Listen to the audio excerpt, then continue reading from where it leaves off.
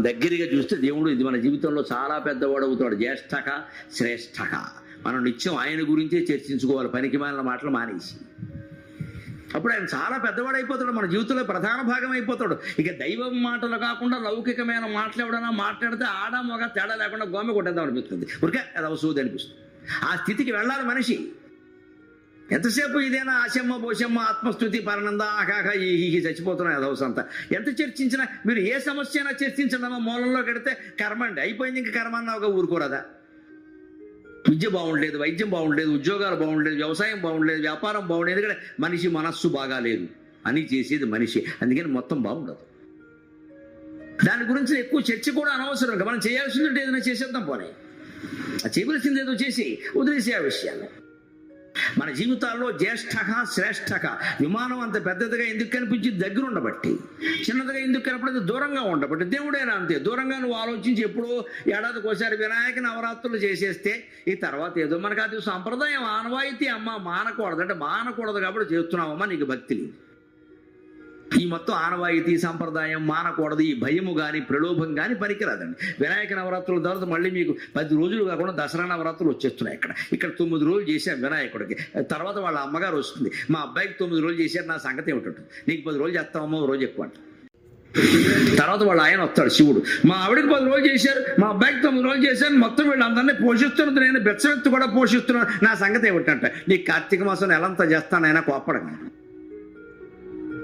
తర్వాత వాళ్ళ మేనమా వస్తాడు, మరి రాజకీయాల్లో తెలుగుదేశం ఉన్నట్టు వైఎస్ఆర్ పార్టీ ఉన్నట్టు మాధవ పార్టీ ఉంది, ఇక్కడ మాది శివుడు పార్టీ అయితే కేశవుడు పార్టీ, మరి మాకేం లేదా అంటాడు ఆయన.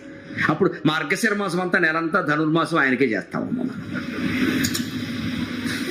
చూడండి, ఈ 4 వరుసగా వస్తున్నాయి. భాద్రపద మాసంలో గణపతి ఆరాధన, ఆశ్వీజ మాసంలో అమ్మవారి ఆరాధన, కార్తీక మాసంలో శివుడి ఆరాధన, మార్గశిర మాసంలో విష్ణు ఆరాధన.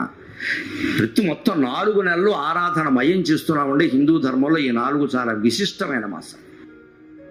ఈ వైవిధ్యం ఎందుకు అంటే, ఈ నవరాత్రులు కాగానే ఏదో నిమజ్జనం ఏదో అయిపోగానే ఇక మళ్ళీ ఏడాది వరకు ఏం పండగ లేదనుకోండి. ఇతర మతాల వాళ్ళకంటే మనం అదృష్టవంతులం. వాళ్ళకి ఎంత గొప్ప చెప్పుకున్నా 2, 3 ఉంటాయి, ఎంత పెద్ద లేవు. మనకు అలా కాదు, నెలకో 2 పండుగలు ఉంటాయి. పైగా సెలవులు కూడా ఎక్కువ మిగిలి వదిలేడు. మనకి సెలవులు ఎక్కువ, బడికైనా సెలవు ఇస్తారు. ఎందుకు ఈ పండగలు మనకి ఎక్కువ ఉంటాయంటే, మనిషిని దైవ చింతన నుంచి దూరం చేయకుండా ఉండడం కోసం. ఇది అయిందమ్మా. దీపావళి నాడు ఏం చేస్తారు, గోంగూర కాళ్ళు ఉంటాయి, గోకాళ్ళు ఉంటాయి కదా, దిబ్బే దీపావళి అమావాస్య మళ్ళీ వచ్చే నాగుల చవితి. ఆ నాగుల చవితి 4 రోజులు వచ్చేసి మళ్ళీ అది అవగానే ఇంకోటి అంటే, మొత్తం మీద ఏదో ఒక పండగ రూపంలో, పబ్బం రూపంలో ఏదో ఒక పిండి, చిన్నపిల్లలకి పిండి వంటలు అనండి, పెద్దవాళ్ళకి గీతాలు అనండి, మనబోటి గాళ్ళకి ప్రవచనాలు అనండి, ఏదో ఒక రకంగా దైవ ధ్యానంలో గడిపితే మనం దేవుడికి దగ్గర కావండి. జ్యేష్ఠక శ్రేష్ఠక ప్రజాపతికి అంటే, ప్రజాపతి అంటే సంతానానికి పతి, ప్రజాపతి అంటే తండ్రి అని అర్థం. ప్రజలందరికీ నాయకుడు కాదు. ప్రజాశబ్దానికి ప్రాచీన కాలంలో వేదంలో కానీ, శాస్త్రంలో కానీ, పురాణంలో కానీ, కావ్యంలో కానీ సంతానం అనే అర్థం. కౌశల్య సుప్రజ రామ అంటే కౌశల్య యొక్క ఉత్తమ సంతానం. పబ్లిక్ అనే అర్థం లేదు, తర్వాత వచ్చింది. ఇప్పుడు ఏదో ప్రజా వైద్యశాల, ప్రజా నాయకుడు, అది అంత ప్రజాకవి అంటే అర్థాలు వేరు. అందుకని ప్రజాపతికి అంటే సంతానానికి పతి అంటే తండ్రి.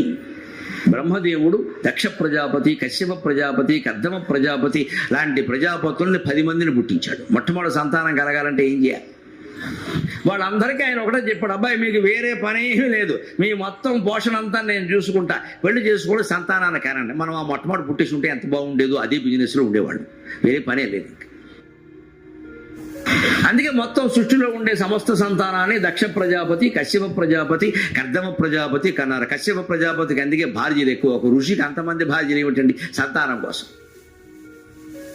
దక్ష ప్రజాపతికి 57 నక్షత్రాలు ఆయనకి భార్యలే అన్నారు. 27 కాదు, ఇంకా అసలు 54 ఉన్నాయి మొత్తం, రెట్టింపు 54 ఆయనకి, 4 ఆయనకి భార్యలే అన్నారు. అందులో 27 నక్షత్రాలు. ఈ కథల వెనకాల ఉండేటువంటి తత్వాన్ని మనం గమనిస్తే ప్రజాపతి తత్వం అర్థమవుతుంది. మొత్తం మూలానికి ఉండేది విష్ణువే. ఆయన నాభికమలం నుంచే బ్రహ్మ, ఆ బ్రహ్మ నుంచే ప్రజాపతులు, ఆ ప్రజాపతుల నుంచే మొత్తం సృష్టి అంతా. అంచేత ప్రజాపతికి మూలం ఎవరు? ఆయనే. ఈశాన ప్రాణద ప్రాణో జ్యేష్ఠ శ్రేష్ఠ ప్రజాపతికి హిరణ్య గర్భో భూగర్భో మాధవో మధుసూదనక. ఆ మొట్టమొదట పుట్టినటువంటి ప్రజాపతులకి తండ్రి ఉన్నాడే బ్రహ్మ, ఆయన్ని హిరణ్య గర్భ అంటారు. అందుకే వేదాత్మనాయ విద్మహే హిరణ్య గర్భాయ ధీమహి తన్నో బ్రహ్మ ప్రచోదయాతు అని బ్రాహ్మణులు గుళ్ళో మంత్రపుష్పంలో చదువుతారు. బ్రహ్మదేవుడికి నమస్కారం చేస్తూ వేదాత్మనాయ విద్మహే, వేదములకి మూలమైన మనస్సు కలిగిన బ్రహ్మదేవుడిని తెలుసుకోవాలంటే హిరణ్య గర్భాయ ధీమహి, హిరణ్య గర్భుడైన ఆ బ్రహ్మదేవుణ్ణే నేను ధ్యానం చేస్తున్నా. ఎందువల్ల? తన్నో బ్రహ్మ ప్రచోదయాత్, తత్ నక బ్రహ్మ ప్రచోదయాత్. ఆ ప్రక్రియకి బ్రహ్మదేవుడు మమ్మల్ని ప్రేరేపించునుగాక, దాని అర్థం అది. ఇలాగ మొత్తం రుద్రుడికి చెబుతారు, సూర్యుడికి చెబుతారు. ఆదిత్యాయ విద్మహే మహద్యుతకరాయ ధీమహి తన్నో భాస్కర ప్రచోదయాత్, వజ్రనఖాయ విద్మహే తీక్ష్ణదముష్ట్రాయ ధీమహి తన్నో నారసింహ ప్రచోదయాత్, నారాయణాయ విద్మహే వాసుదేవాయ ధీమహి తన్నో విష్ణు ప్రచోదయాత్, విష్ణుపత్ని చ ధీమహి లక్ష్మీదేవి తన్నో లక్ష్మీ ప్రచోదయాత్ అని ఆయా దేవతల మంత్రాల్లో ఎందుకు చెబుతారు అంటే, ఆ దేవతను మనం ధ్యానం చేయాలంటే ఆ దేవతే మనని ప్రేరేపించాలి, లేకుండా చెయ్యలేము. మనకు మామూలుగా కూడా అంటారు, కాశీ వెళ్ళాలంటే శివుడు అనుకోవాలి, అమ్మ మనం అనుకుంటే వెళ్ళలేము అంటారు. చూడండి, శివుడు ఆజ్ఞ లేనిదే ఎవడో కాశీలో ప్రవేశించలేడు, ప్రవేశించిన వాడు కూడా వెనక్కి వచ్చేస్తాడంటే శివుడు ఆజ్ఞ అంటే అర్థం ఏమిటమ్మా? శివుడు ఒకటికి ఆజ్ఞాపించి ఇంకోటికి ఎందుకు ఆజ్ఞాపించడు? పూర్వం కాశీ ఎప్పుడు వెళ్ళేవారంటే హనీమూన్కి మినీమూన్కి 20 ఏళ్ల వాళ్ళు 30 ఏళ్ల వాళ్ళు యాత్రల కోసం కాశీలు ఎప్పుడు వెళ్ళేవారు కాదు. 60 ఏళ్ళు దాటాక ఇంకా ఇంటికి వచ్చే ఉద్దేశం లేకుండా మూట కట్టుకుని కాశీ వెళ్ళేవారు. దాని ఉద్దేశం అది. అందుకే కాశీ యాత్ర అంటారు. ఎప్పటికీ పెళ్లిళ్ళలో చేయిస్తారు, మీరు గమనించండి. స్నాతకం అయ్యాక చేయిస్తారు. బ్రాహ్మణుల ఇళ్లలో అయితే తప్పనిసరి, మిగిలిన ఇళ్లలో కూడా ఉంటుంది కాశీ యాత్ర. అందులో వాడికి జోలి పెడతారు, ఓ గొడుగు పెడతారు, పావుకోళ్ళు పెడతారు. అప్పుడు బావమరుది వచ్చి గడ్డం కింద బెల్లమ్మ కట్టి మొత్తం ముంచేసేది వీడిని. లేకపోతే కాశీకి పోయేవాడు సుఖంగా.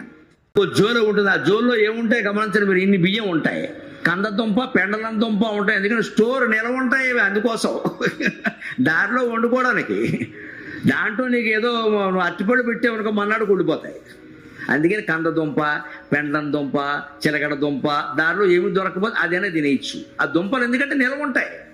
నిలవ ఉండే కూరలు బియ్యం పెడతారు. గొడుగు ఎందుకు? దారిలో వాన వస్తే వాడుకోవడానికి. పావుకోళ్ళు ఎందుకు? చెప్పులు లేకుండా ఎలా? అప్పుడు చాలా మందికి చెప్పులు ఉండేవో, పావుకోళ్ళు ఉండాలి. ఈ స్థితిలో వటుడైన వాడు వేదాధ్యయనం చేసి ఉపనిషత్తులు కూడా చదివి పరమ భక్తి జ్ఞాన వైరాగ్యాలతో నాకు సంసారం వద్దు, నేను హాయిగా కాశీ వెళ్ళి తపస్సు చేసుకుంటానని వెడుతుంటే దారిలో ఎక్కడో ఆగుతాడు ఓ చోట. మరి ఆగానగా ఓసారి వెళ్ళాడుగా. ఆ కాశీ వెళ్ళడానికి ఆ రోజుల్లో 6 నెలల్లో ఏడాదో పట్టేది. అందుకే కాశీ మజిలీ కథలు పుట్టాయి. రాజమండ్రికి చెందిన మధిర సుబ్బన్న దీక్షితులు గారు మహానుభావుడు. నిజంగా ఏ విదేశీ నవలలు కథలు దాని ముందు సరిపోవండి. అక్కడ ఈ హారీ పాట్రిక్ ఏదో చెబుతారు చూడండి, అటువంటి కథలు ఏవి పనికిరావండి అసలు. ఇంకా కాశీ మజిలీ కథలని 300 కథలు రాస్తాడు మహానుభావుడు. 10 సంపుటాల పుస్తకాలు ఇంతంత లావు ఉంటాయి. అవి ఎందుకు వచ్చాయంటే కాశీయాత్ర బయలుదేరాక దారిలో ఎక్కడో ఓ చోట ఆగుతారు. ఈ కథ తెలిసిన వాడు ఒక కథ చెబుతాడు. కాస్త కథ చెప్తే వాళ్ళ కాలక్షేపం అవుతుంది, మనసులో శరీరంలో శ్రమ తగ్గుతుంది. అలా మొత్తం అన్ని కథలు చెప్పి ఎప్పటికో కాశీ పెడతారు. అంటే కాశీ మజిలీ. ఇవాళ కాశీ ఏముంది, ఇక్కడ ఫ్లైట్ ఎక్కుతున్నావు, అక్కడ దిగుతున్నావు, అంటారు. సాయంత్రం మళ్ళీ వచ్చేస్తున్నావు. ఇది కాశీయాత్ర కాదు, ఇది ఊరికే విమానయాత్ర, సరదా యాత్ర. నిజమైన కాశీయాత్ర ప్రయోజనం కలగాలంటే సుదీర్ఘ ప్రయాణం చేయాల్సిందే, 60 ఏళ్ళు దాటాల్సిందే, మళ్ళీ వచ్చే ఊహ పెట్టుకోకూడదు. అంతే. అలా అయితేనే వెళ్ళాలి. నేను కాశీకి వెళ్ళి వచ్చాకేమో మనవరాలకి పెళ్ళి అయింది. మనవరాలి పెళ్లి మీద దృష్టి ఉన్నంతకాలం నువ్వు కాశీ వెళ్ళినావు ఒకటే, కాకినాడ బస్ స్టాండ్లో ఉన్నావు ఒకటే. ముందు ఆ దృష్టి మానుకోవాలి. కాశీ వెళ్ళినా కూడా ఇదే గోళ. నీ మనవరాలి పెళ్లికి కాశీకి సంబంధం ఏంటమ్మా? మనం కోరుకునేది ఎంతసేపు అది రావాలి తప్ప అందులో ఏం చెప్పాడో మనకు అనవసరం. అంచేత కాశీయాత్ర అంటే అన్నీ వదిలేయడం. ఈ పెళ్లి కొడుకు వదిలేసి వెళ్ళిపోతూ ఉంటే వటుడు ఆ బావమరిది అక్కడ అమ్మ వారింట్లో ఉన్నాడు కదా, వాళ్ళ ఇంట్లో ఒక అమ్మాయి ఉంది. ఆయన ఏమనుకుంటాడు, ఆ గృహస్థు కుర్రాడు యోగ్యుడు, చదువుకున్నాడు, వీడికి పిల్లనిస్తే బాగుంటుందని. నేను 60 ఏళ్ల వాడిని, ఆ కుర్రాడిని అడిగితే నాకు కుదరదండి అంటే మరి అవమానం కదండి. 60 ఏళ్ల వాడు అడిగి, అందుకని బావమరిచేది అడిగిస్తాడు. అది సంప్రదాయం. వీడు వయస్సు 60 ఏళ్ళు, వీడు వయస్సు 1. అందుకని ఈ కుర్రాడు వచ్చి మా అక్క పెళ్లి చేసుకుంటుంది, చేసుకో అంటే అయిపోయింది నాయన, బొట్టలో పడేసే అని అర్థం. అక్కడ బావమరిది చేత ఎందుకు అడిగిస్తారు అంటే, బావమరిది అడిగితే వాడు కాదన్నా పర్వాలేదు, అవమానం కాదు. పెద్ద ఆయన కన్యాదాత అడిగితే మరి 50 ఏళ్ళ అయిన అవమానం కదా. మన సంప్రదాయాల్లో ఇన్ని విశేషాలు ఉన్నాయండి. మానవ మర్యాద, మంచి శాస్త్రం, అంతిమంగా భక్తి జ్ఞాన వైరాగ్యం. ఈ కుర్రాడు ఏమయ్యాడు, ఇప్పుడు శుభ్రంగా కాశీకి పెండలం బదులుగా పెండ్లం పట్టుకున్నాడు వీడు. అది విషయం. అది పెండలం, ఇది పెండ్లం. డాకింత లావత్తు వచ్చింది. ఆ పెండలం వదిలేశాడు, పెండలాన్ని పట్టు. ఇక మళ్ళీ దొంప తెగింది, ఇక లేవలేదు ఇంక నుంచి. అందుకే నన్ను ఎక్కడో అవధానం చేస్తుంటూ అడిగారు, వీళ్ళు కూతురు బొట్టలో కూర్చుంటుంది కదండి, వీళ్ళు కూడా కూర్చోడే అన్నారు. వాళ్ళు కూర్చున్నది 5 నిమిషాలైన ఆయన, తర్వాత వీడు ఆ బొట్టలో పడ్డాడు, ఈ జన్మలో లేవలేదు అని చెప్పి.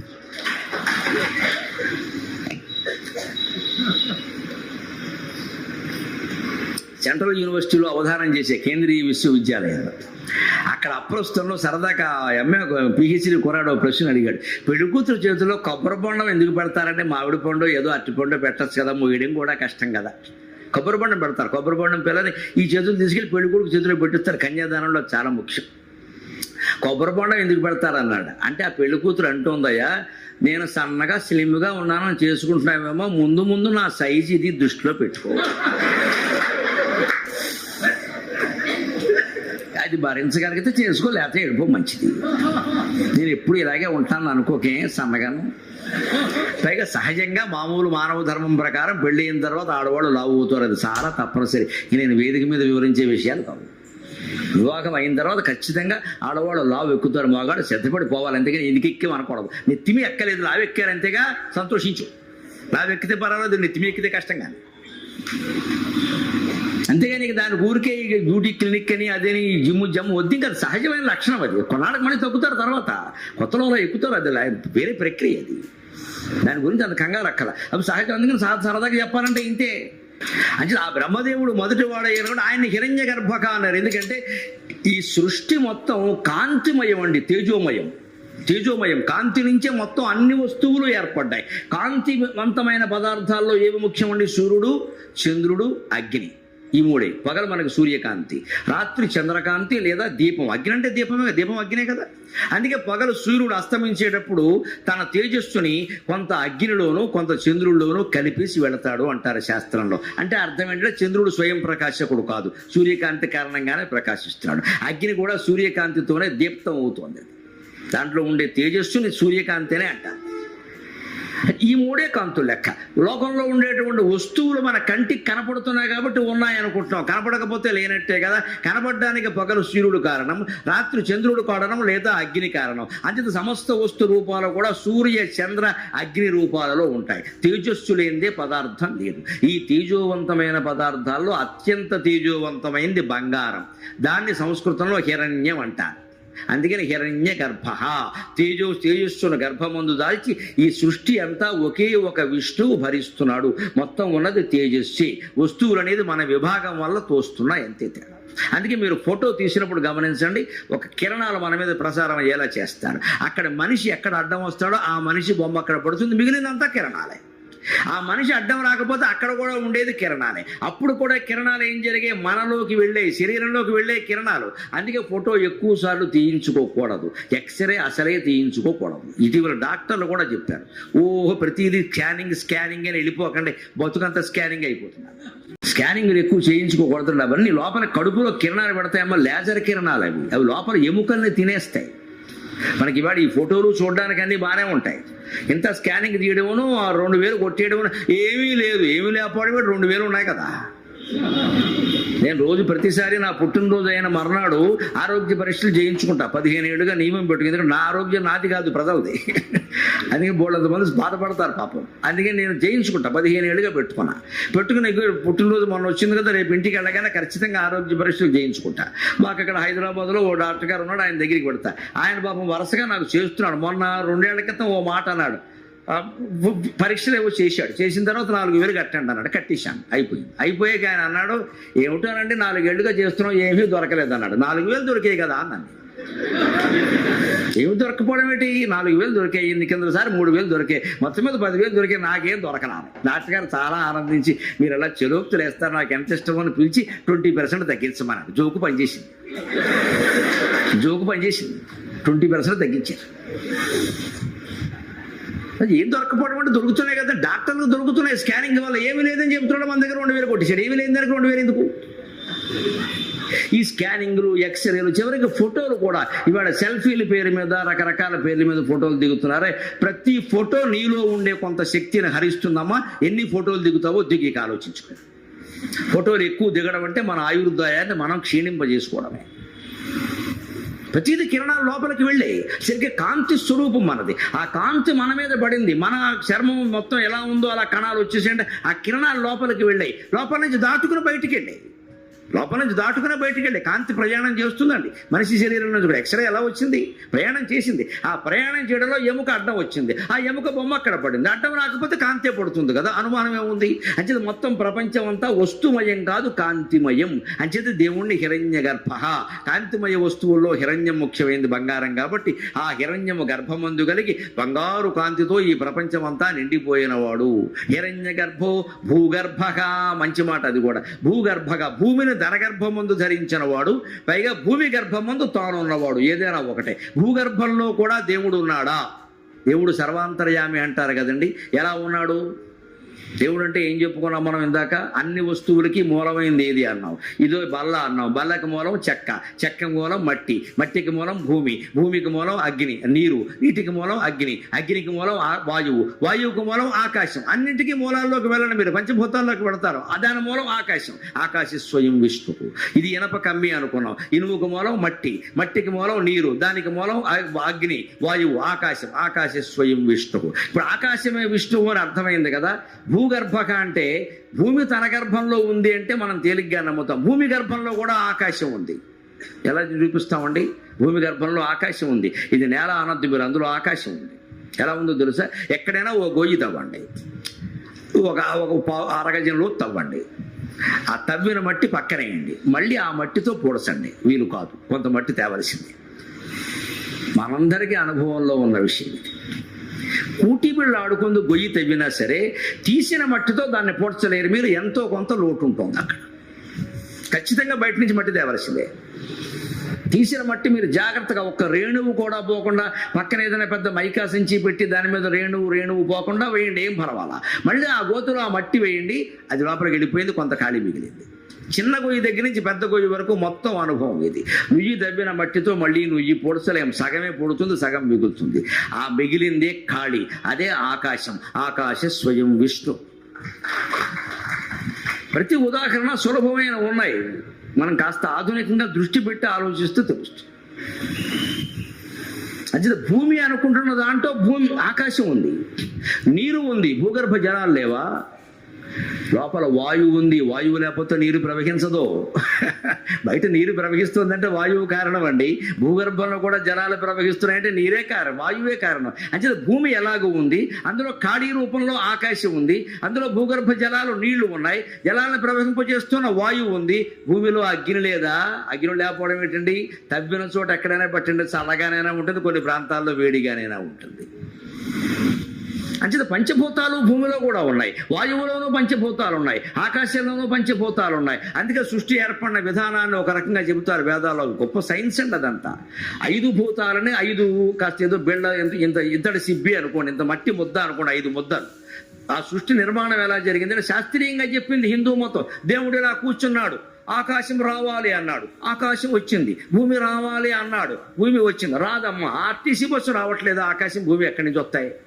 ఈ కబుర్లు చెప్పొద్దు. ఈ గుడ్డి నమ్మకాలు, వ్యవహారాలు హిందూ మతంలో ఉండవు. హిందూ మతం పరమశాస్త్రీయం. సృష్టి అలా ఏర్పడిందని చెప్పలేదు. సృష్టి ఎలా ఏర్పడిందంటే పంచభూతాల నుంచి ఏర్పడిందని చెప్పారు. అది కూడా ఎలాగా? భూమి, ఆకాశం, అగ్ని, వాయువు అన్నీ కలిపి 5 ముద్దలు, మట్టి ముద్దలు అనుకోండి కాస్త. ఇది ఇంతంత మట్టి ముద్దలు. ఈ మట్టి ముద్దల ముందు సగం చేశాడు. ప్రతి ముద్దని సగం చేశాడు. చేసి భూమి అనే ముద్ద ఉందండి, అందులో సగం తీసేట.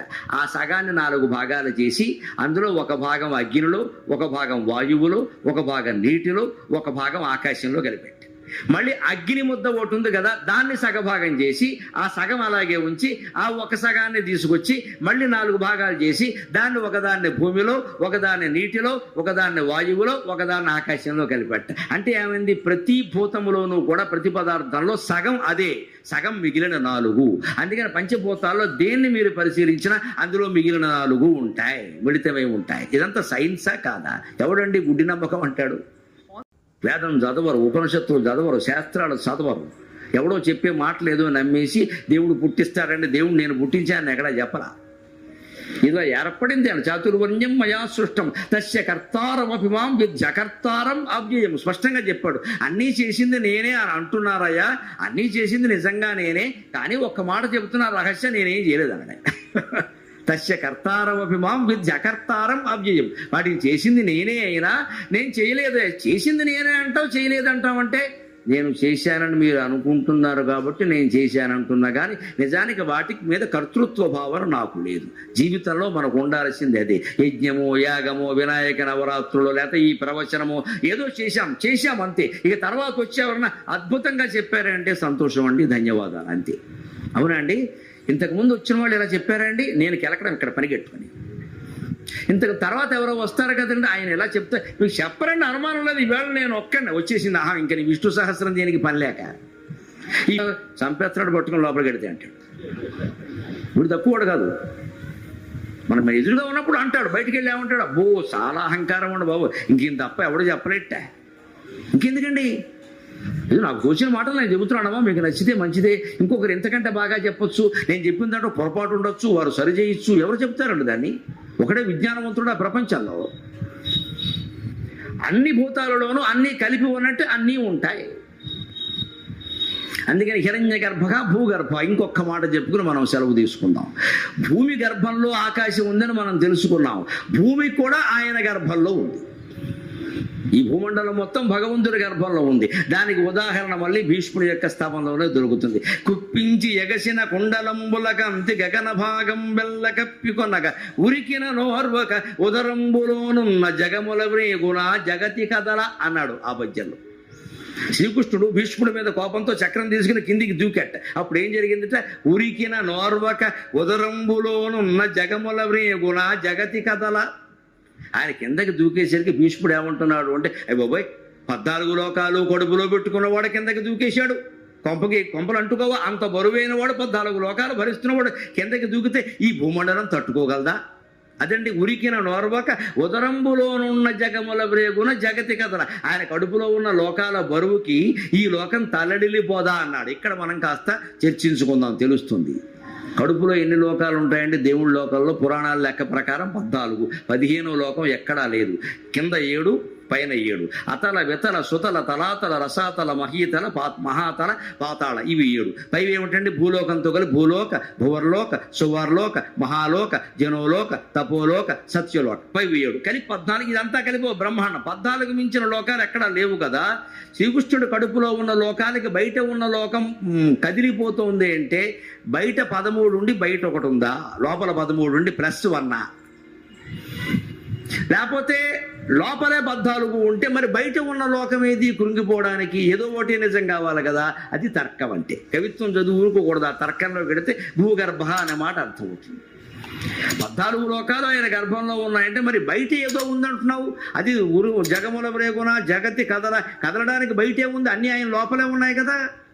లేదండి 13 ఆయన లోపల ఉన్నాయి, ఒక భూమండలం ఒకటి బయట ఉంది అని అంటే అయితే ఆయన పరిపూర్ణుడు కాదండి. లోకాలన్నీ కడుపులో ఉన్నాయంటే అలాగా ఒక లోకం ఆయనకి బయట ఉందిగా.